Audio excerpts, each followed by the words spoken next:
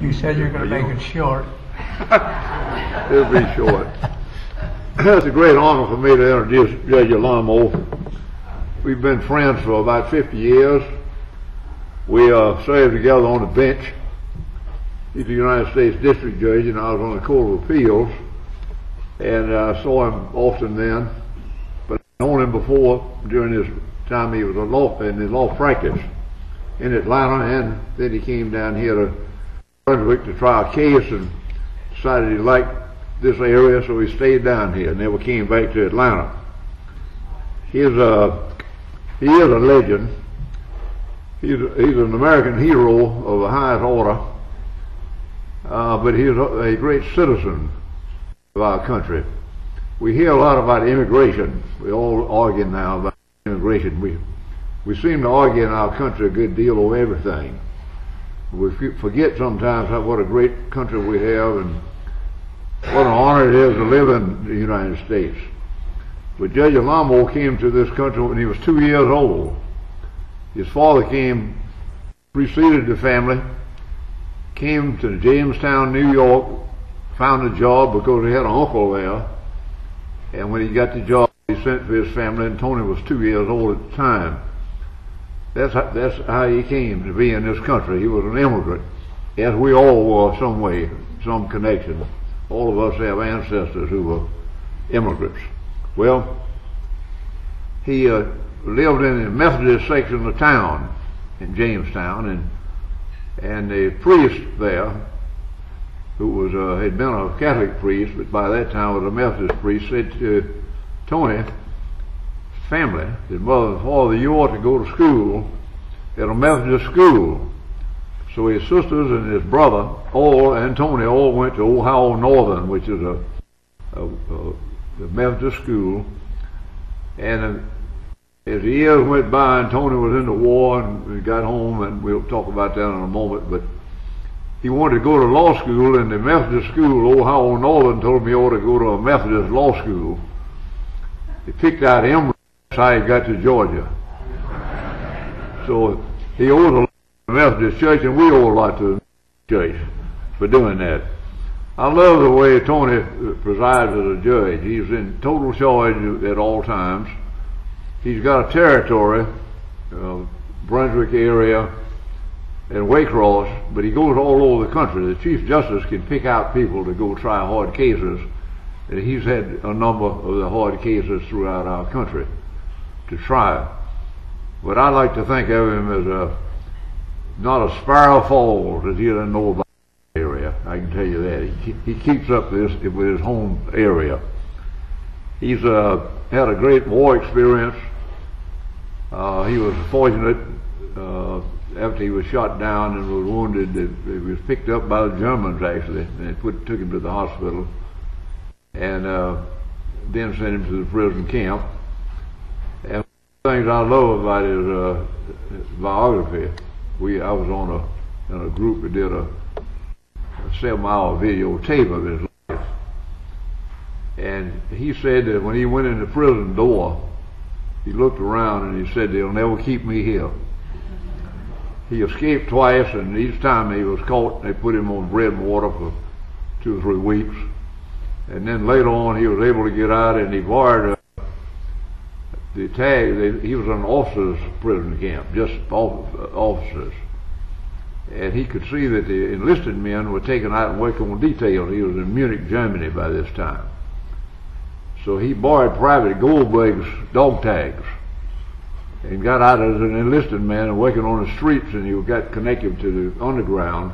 He got him over into Italy, and he finally got back to the U.S. When he got to over the border into Switzerland, the Swiss arrested him because he was not Private Goldberg.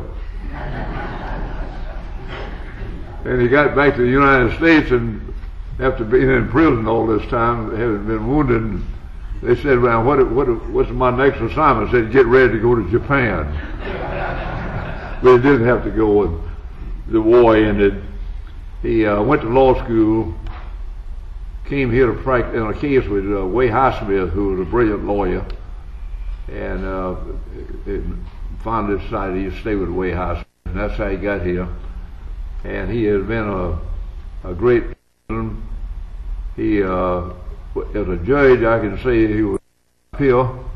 It's one of the most important judgeships there is as a district judge. You're right on the firing line of all the big things that happen in American law.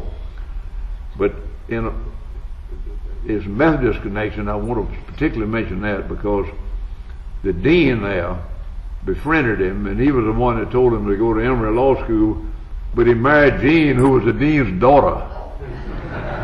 So this is a Methodist story. Tony, sometimes I think of you, and I think of all the people who've enriched our country by coming here. And there was an Italian who came to the United States. He was a great artist. His name was Constantine Bromendi. He painted the frescoes in the Congress. If you go in the hall between the Senate and the House of Representatives, the frescoes are beautiful.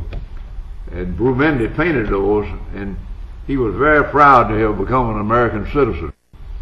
And he signed his name, C. Bromendi, citizen of the U.S. And I think of that often when I think of you. You're a great citizen of the U.S. Thank you very much.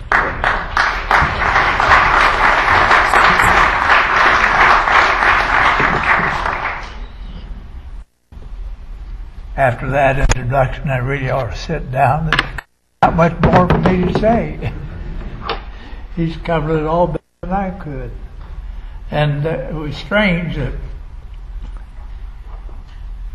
the other day I ran across an interesting word that pretty much fits my speaking to you following Judge Bell's superb presentation of the Revolutionary War period at our last meeting. And that word is pathos. And when I saw it at first, I thought it was a misprint of the word pathos. But I discovered that, as I say, it's pretty much my following him on this podium. And that is going from the sublime to the trivial place. But Mary Bishop's persuasive powers overcame my reluctance to speak, so you'll have to suffer my comments about a phase of another war, and so much for that disclaimer. I know that it's not necessary to caution you that what I have to say will be colored by a memory that's been dimmed by more than 60 years. So I hope you'll forgive any exaggeration and even prevarication. Of course, I'll try not to do either of these things to excess. Reminiscing, as I'm doing, I thank for this capacity of human beings in thinking over our past to remember only the good things, the pleasant things, the happy moments, the amusing, the better things that have happened in our lives. Somehow we manage to obscure the hard things and the bad things that happened to us.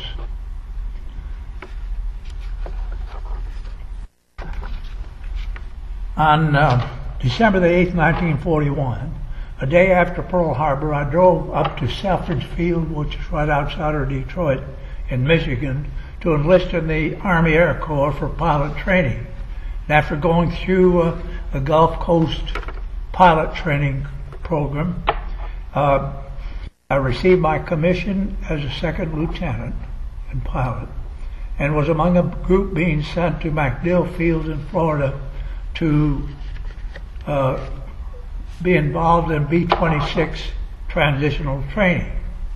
And that airplane was a twin-engine B bomber that was very difficult to fly. After completing that training, I was checked out as a first pilot after 10 hours in the left seat. So you can imagine what would have happened if one of my props had run away, as had been the practice for a while there.